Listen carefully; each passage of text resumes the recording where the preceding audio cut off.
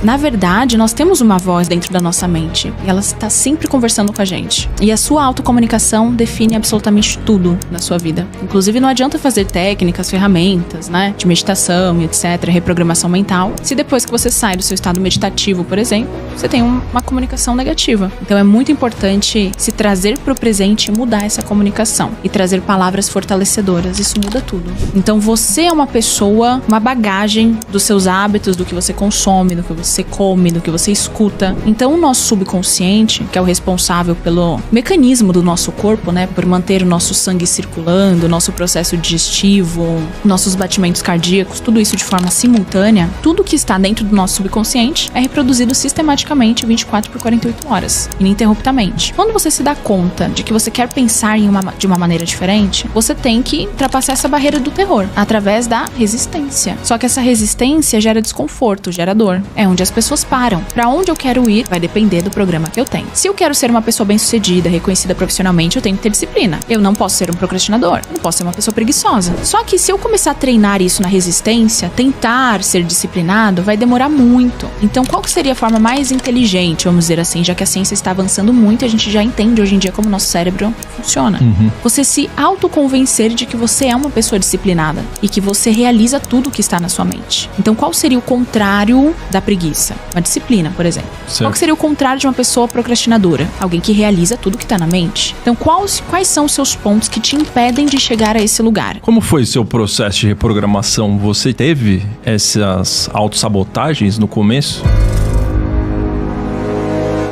Fala galera, beleza? Sejam bem-vindos a mais um episódio do nosso querido Lean Podcast. Hoje estamos com uma convidada ilustre. Já passou aqui nosso episódio número 76 e está novamente Eduardo Escobar. Muito obrigado pela sua presença. Eu que agradeço por estar aqui. O Lean é muito importante para mim. Poxa, que honra, hein, Rosa? Gratidão. E agora aqui no Lean 2.0, né? Estúdio reformado e afins, estamos recebendo a Duda. Então, Duda, vamos lá, para a gente começar esse nosso bate-papo super bacana, se você pudesse definir, né, o que seria a mentalidade e como que ela está relacionada à reprogramação mental?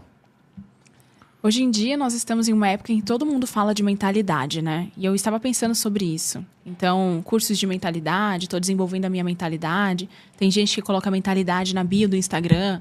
Mas o que é essa mentalidade? Então, eu estava refletindo esses dias. E eu cheguei a uma convicção de que a mentalidade ela é uma comunicação interna. E quando você tem a mentalidade positiva, bem desenvolvida, aí você consegue chegar a grandes patamares.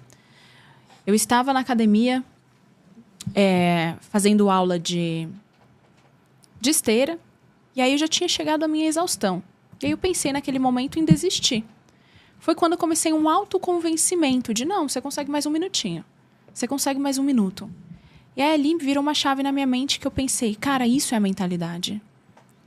É você ter uma comunicação interna intencional, ao ponto disso interferir no seu comportamento. É por isso que os personagens, né, eles são tão importantes para o nosso sucesso na academia. Então a mentalidade é, de fato, você conseguir ter a consciência de se convencer daquele ideal que você deseja naquele momento. Porque a sua mente está sobre o seu corpo. Então, quando você fala com você de forma positiva, isso interfere no comportamento. Porém, muitas pessoas usam isso de forma negativa, né? Não consigo. Como, por exemplo, nesse exemplo da esteira. Às vezes você não estava no seu limite. Mas vem aquela vozinha de autoconvencimento negativo. Não, já deu, né? Acho que eu não consigo mais. Isso é o autossabotar? Com certeza. Na verdade, nós temos uma voz dentro da nossa mente e ela está sempre conversando com a gente. E a sua autocomunicação define absolutamente tudo na sua vida. Inclusive, não adianta fazer técnicas, ferramentas, né, de meditação e etc, reprogramação mental, se depois que você sai do seu estado meditativo, por exemplo, você tem uma comunicação negativa. Eu não sou bom nisso, eu não sou bonito o suficiente. Então, é muito importante se trazer para o presente e mudar essa comunicação. E trazer palavras fortalecedoras. Isso muda tudo. E como que faz essa reprogramação mental? Para a gente sair desse pensamento negativo para mais positivo? Estamos falando do hábito de ser você. Uhum. Então, você é uma pessoa uma bagagem dos seus hábitos, do que você consome, do que você come, do que você escuta. Quando a gente fala dessa reprogramação ao ponto de você não lutar mais contra essa voz, porque a princípio, inicialmente, esse processo de autoconvencimento contrário, ele ainda não é algo seu. Você tem que forçar inicialmente. E isso é super possível. Então, Esse seria o fake it until you make it? Ou... Eu gosto de falar treine até se tornar. Porque nesse processo de treino, você vai criando novas conexões neurais. E é aí que está o jogo. Então, o nosso subconsciente, que é o responsável pelo mecanismo do nosso corpo, né, por manter o nosso sangue circulando, o nosso processo digestivo, nossos batimentos cardíacos, tudo isso de forma simultânea, tudo que está dentro do nosso subconsciente é reproduzido sistematicamente 24 por 48 horas, ininterruptamente. E isso são os hábitos. Os hábitos levam ao ritmo hipnótico. E nós temos o hábito de pensar de uma maneira X. Quando você se dá conta de que você quer pensar de uma maneira diferente, você tem que ultrapassar essa barreira do terror através da resistência, inicialmente. Só que essa resistência gera desconforto, gera dor. É onde as pessoas param. Mas o simples fato dessas pessoas continuarem inserindo uma nova informação, porque um programa ele iniciou com uma informação, né? Informação falada, informação de todos os estímulos do ambiente. O simples fato delas continuarem já alteraria esse programa. Só que as pessoas não sabem lidar com o desconforto e nem com o prazer, né? A gente fica sempre meio bagunçado entre o prazer, a dor e etc. Isso é muito importante, inclusive no seu processo de reprogramação mental. Como superar, assim, aquela... Às vezes, quando eu faço isso, eu sinto como se eu estivesse mentindo para mim mesmo. Como se... esse não é o Maurício. O Maurício é outra pessoa. Então, como se eu tivesse... Por mais que seja algo positivo, mas como eu ainda não acredito naquilo, parece que eu tô mentindo para mim mesmo. Então, eu me sinto como se fosse uma fraude. Sim. Como eu supero isso? Boa. Por isso que é importante você ter processos de reprogramação mental. Não basta você escutar um vídeo aleatório na internet e começar a repetir eu sou rico, eu sou rico, eu sou rico. Porque isso, de fato, não funciona de acordo com as suas crenças. Então, vamos dizer que o Maurício tenta inserir o programa de eu sou um milionário. Se você tem uma crença de rejeição contra ser milionário, ou melhor, uma crença financeira que te impede de chegar lá, essa palavra já será rejeitada pelo subconsciente. Então, nós temos que driblar essas crenças. Então, o que leva a 1 milhão? Ideias revolucionárias, ideias interessantes, pessoas, contratos. Então, você pode chegar a essa mesma informação do 1 milhão, inserindo uma informação de que você tem ideias que te deixam cada vez mais bem-sucedido. Que você tem ideias revolucionárias que mudam o mundo. Essas ideias, elas vão te trazer dinheiro. Assim como características da sua personalidade. Então, quais características na sua personalidade que faltam em você? E assim, eu faço até hoje. Se eu tivesse tal característica na minha personalidade, eu produziria mais e isso naturalmente me traria dinheiro. Então, você insere um programa para acrescentar esse traço de personalidade ou de habilidade que você não possui. Porque quando você tem, naturalmente, você chega lá. Então, existem vários caminhos para chegar no mesmo lugar, nesse caso, no 1 milhão. Por isso que é importante ter processos, exercícios bem definidos para reprogramar o seu cérebro. E, principalmente, saber quais são as suas crenças. Por exemplo, disciplina. Se a disciplina não tiver dentro, não for um programa que está instalado, eu preciso instalá-lo, certo? Perfeito. Tenho vontade, tenho ambição, mas não tenho disciplina. Exato. Então, está faltando esse programa. Putz, sem esse programa não vai dar. É isso, né? Sim.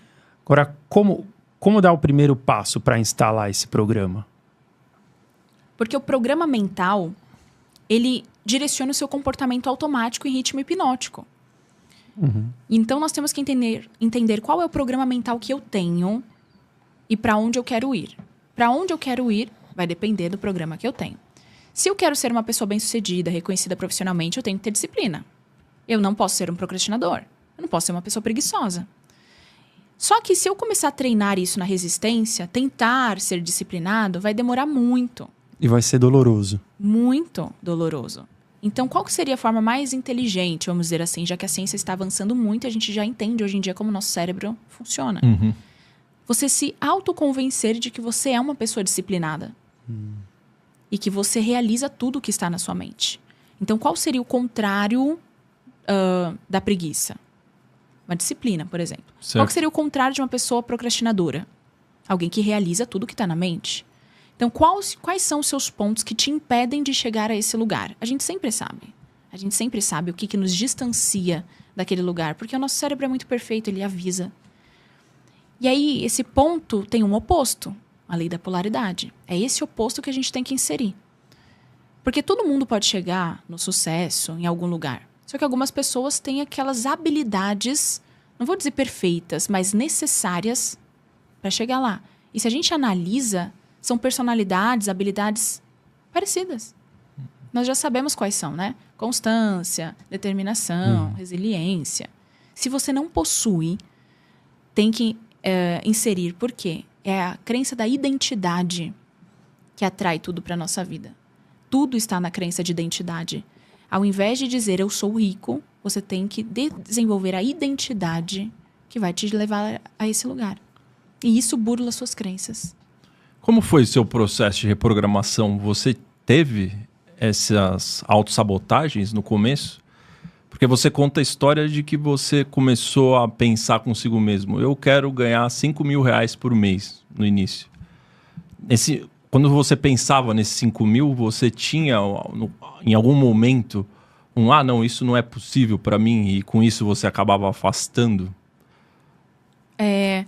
Desde o início, eu tive uma certeza absoluta de que era possível, porque eu via outras pessoas se dando bem, então eu pensava, bom, se eu não tenho essas habilidades, eu vou desenvolver. Eu acredito que isso seja uma mentalidade muito, muito importante para esse processo. Não importa onde você está, mas o que você precisa aprender e quem vai te ensinar. E quando existe uma possibilidade, já é o suficiente para você desenvolver uma frequência poderosíssima nesse processo, se conectar com ela, que é a esperança. Não é à toa que falam dessa frequência na Bíblia.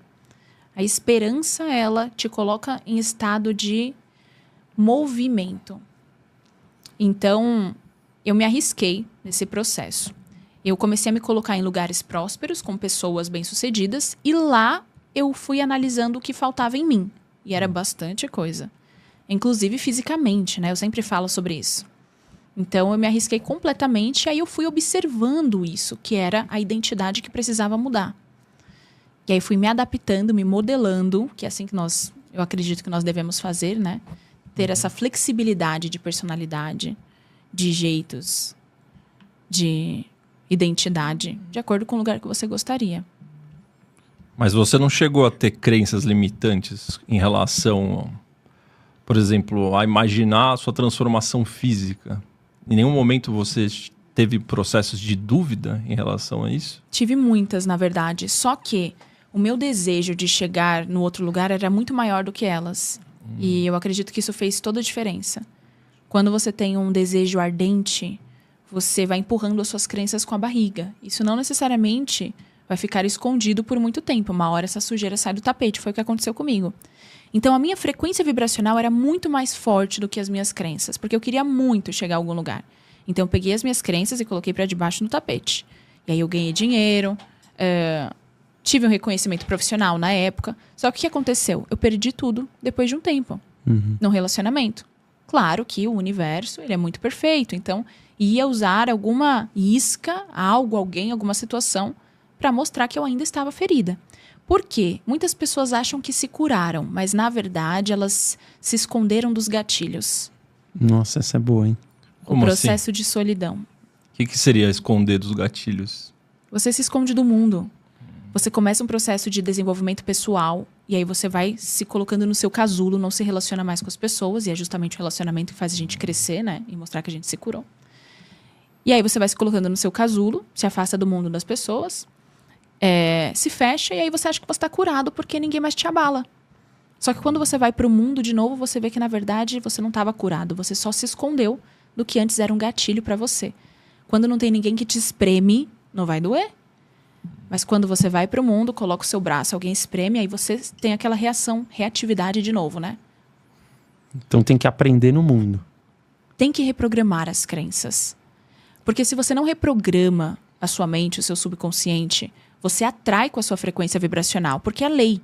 Então existe a crença, eu posso acreditar que a lei da atração funciona. Mas existe a lei da atração funciona. E nós temos provas quanto a isso. E você atrai com a sua frequência. Só que as suas crenças determinam o que fica com você ou não. Então, com a minha frequência vibracional, eu consegui atrair coisas grandiosas, mas no momento mais oportuno, elas desapareceram.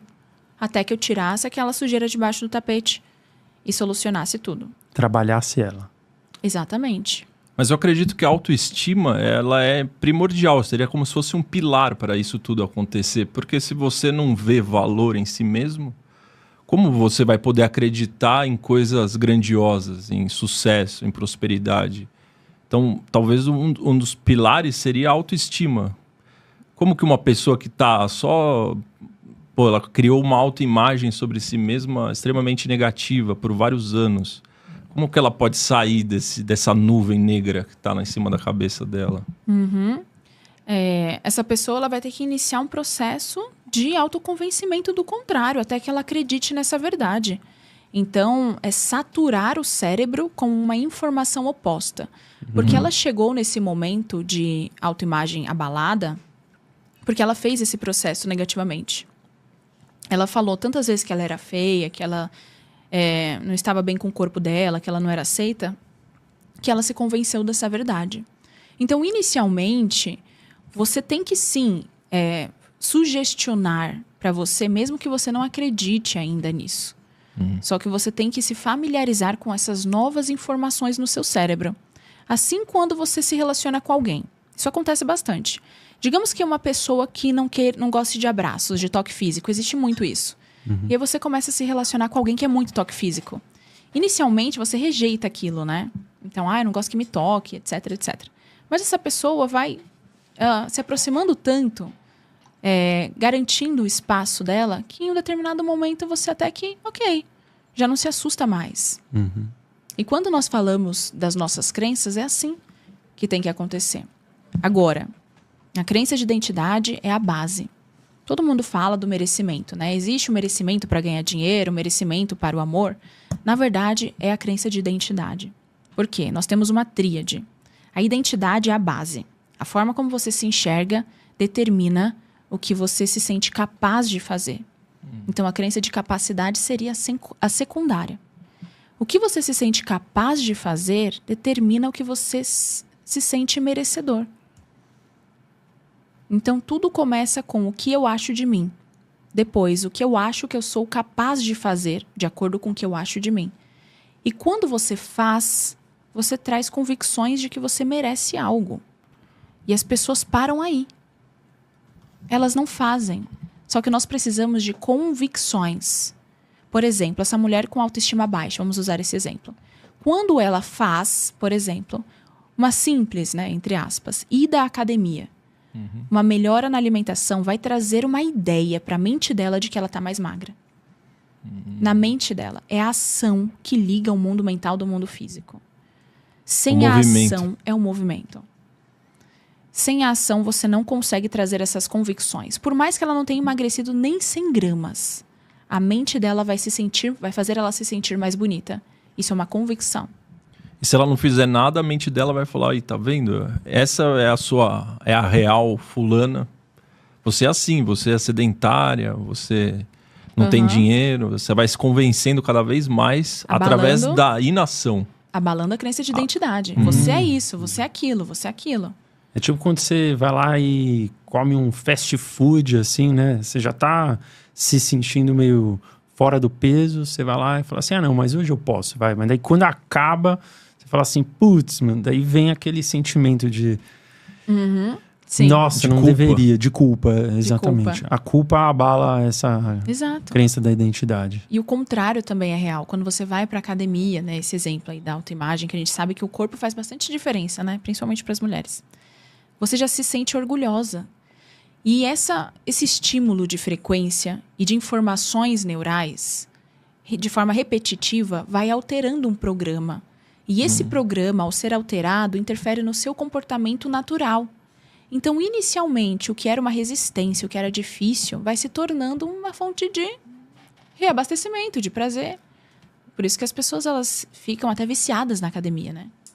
Não é só o músculo, é a identidade, é a autoestima, é esse estímulo, né, de prazer, enfim. Agora, a primeira pergunta é o que eu acho de mim, né? Como que o pessoal lá de casa pode, pra gente ajudar o pessoal, responder essa pergunta sem se preocupar com o outro, né? Porque a gente tá na mídia social lá, aí, putz, todo mundo que você vê é mais bonito, mais rico, mais bem profissionalmente falando. E quando você faz essa primeira pergunta, o que eu acho de mim, nem sempre você está fazendo a resposta com base no que você realmente acha de você, mas sim o que você acha de você comparado aos outros. O que os outros acham de você também, né? Exato. Então, como blindar esses dois lados, né? E focar em realmente, o que eu acho de mim. Independente de estar com 1 quilo a mais ou a menos, num trabalho X ou Y. A gente sempre quer prosperar, né? Mas como se blindar disso? Acho que resumindo, a pergunta dele é como não deixar as vozes externas entrarem na tua voz interna, né?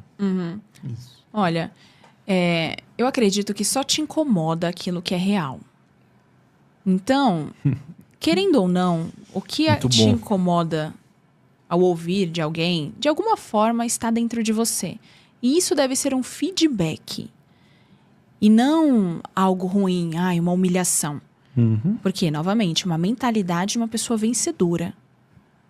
Então, uma pergunta muito importante é: onde eu quero chegar? Porque, dependendo do movimento que eu desejo ter, aqui tá ótimo, a minha identidade assim tá ok. Agora, dependendo de onde eu quero ir, eu tenho que melhorar.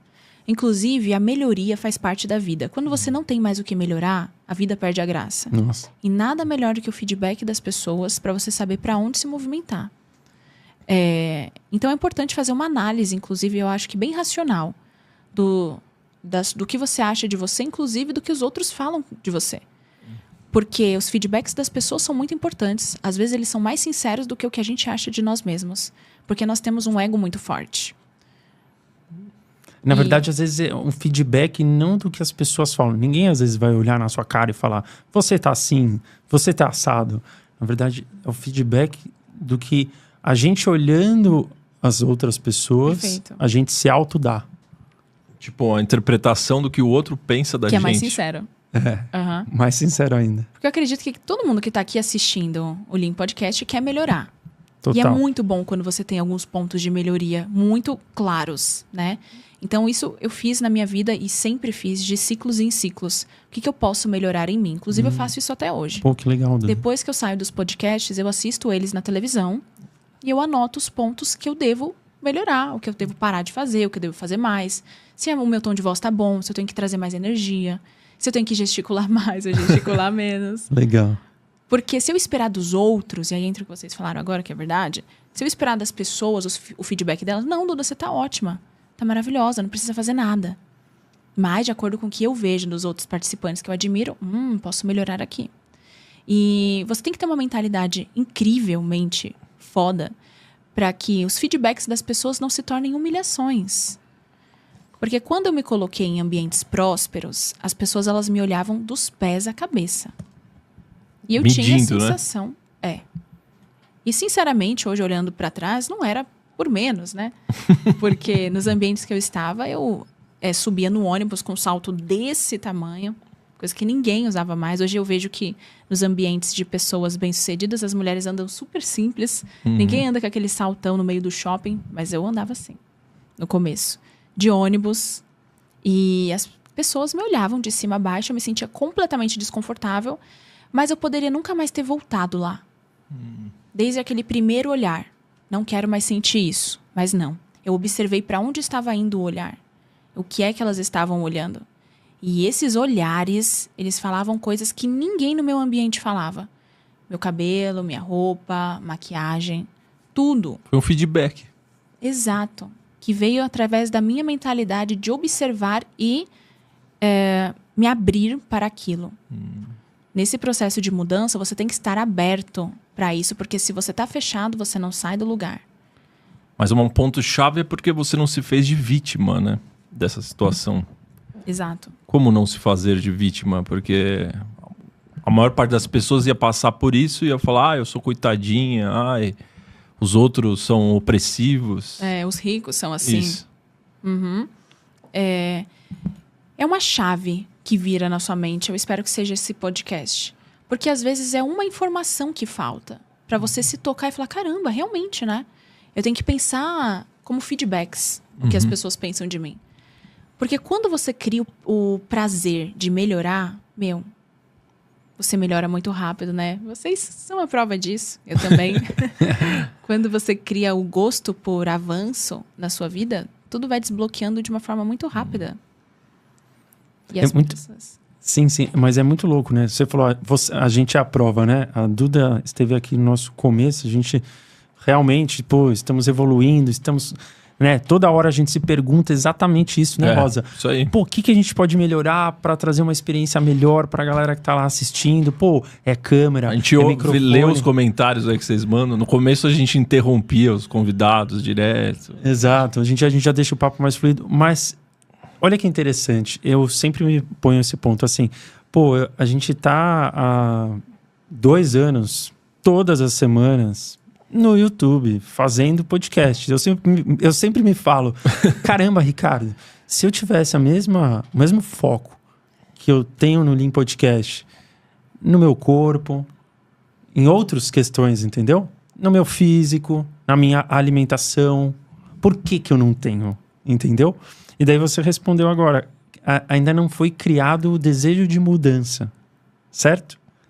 Quando for criado esse desejo de mudança, eu vou conseguir absorver. Mas olha que interessante, nessa área, eu e o Maurício estamos mandando bem, mas tem outras áreas pessoais nossas, que é tudo autoconhecimento aqui, né, em podcast, que tá falhando em algum momento. Mas então, isso é energia. É normal isso.